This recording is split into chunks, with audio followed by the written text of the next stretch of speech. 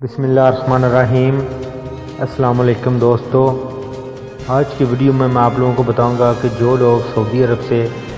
خروج نہائی لگوا کر اپنے ملک آتے ہیں ان کو کس چیز کا خیال رکھنا چاہیے۔ دوستو، ادھر جوازات نے جو سعودی عرب میں کفیل ہیں، جو کمپنی ہیں، ان کو واضح طور پر احکامات جاری کیے ہیں کہ جو آپ کا عمل ہے، جب آپ اس کو خروج نہائی لگا دیتے ہیں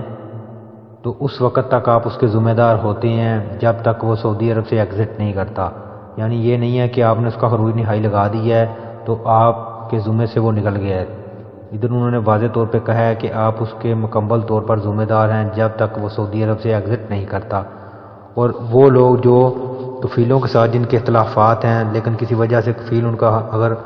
خروج لگاتا ہے تو وہ اگر زیادہ سٹے کرتے ہیں تو جوازات نے ادھر ان کو یہ بھی اختیار دیا کہ اگر آپ کا جو عمل ہے وہ زیادہ سٹے کرتا ہے تو آپ 15 دن کے اندر اندر اس کا خروج کینسل کرا کے اس کو خروج بھی لگوا سکتے ہیں۔ تو جن لوگوں کے اختلافات ہیں اپنے کفیل سے، اگر ان کا خروج لگ گیا ہے، کفیل کو منا کے اس سے خروج لے لیا تو وہ 15 دن سے پہلے ایگزٹ کر دیں تو ان کے لیے یہ بہتر ہے۔ ورنہ اگر آپ کے کفیل کا ارادہ کسی بھی وقت بدلا تو وہ آپ کا خروج کینسل کرا کے آپ کو خروج دے سکتا ہے۔ تو دوستو، ادھر جو لوگ بھی لیگل طریقے سے خروج لگوا کر سعودی عرب سے واپس آ رہے ہیں، کیونکہ آپ لوگوں کو پتہ ہے کہ سعودی عرب میں خروج لگنے کے بعد آپ کے پاس 2 مہینے کا ٹائم ہوتا ہے، تو ابھی کافی زیادہ لوگ یہ کر رہے ہیں کہ خروج لگوا رہے ہیں اپنی کمپنیوں سے اور سائڈ پہ چلے جاتے ہیں، پھر ادھر کام کرتے رہتے ہیں۔ کچھ لوگ تو 2 مہینے کام کرتے ہیں اور 2 مہینے کا ٹائم ایکسپائر ہونے سے پہلے واپس بھی آ جاتے ہیں۔ لیکن اگر آپ کا ارادہ یہی ہے واپس آنے کا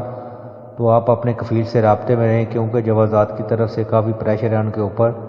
اگر آپ اپنے کفیل سے رابطے میں نہیں رہیں گے اور اس کو اس بات کا بھی علم ہو جائے گا کہ آپ نے سعودی عرب سے ایگزٹ نہیں کیا تو ہو سکتا ہے وہ خروج کے اوپر ہی آپ کا خروج جو ہے وہ لگا دے، جس کے بعد پھر آپ جو ہیں وہ ترحیل کے ذریعے واپس آئیں گے، جس کے بعد آپ کے اوپر جو 5 سال کا بین ہے وہ بھی لگ جائے گا۔ تو دوستو، یہ تھی ویڈیو بنانے کا یہی مقصد تھا کہ آپ کو لیٹسٹ اپڈیٹ کا پتہ چل سکے۔ ویڈیو کو لائک اور شیئر ضرور کریں۔ اللہ حافظ۔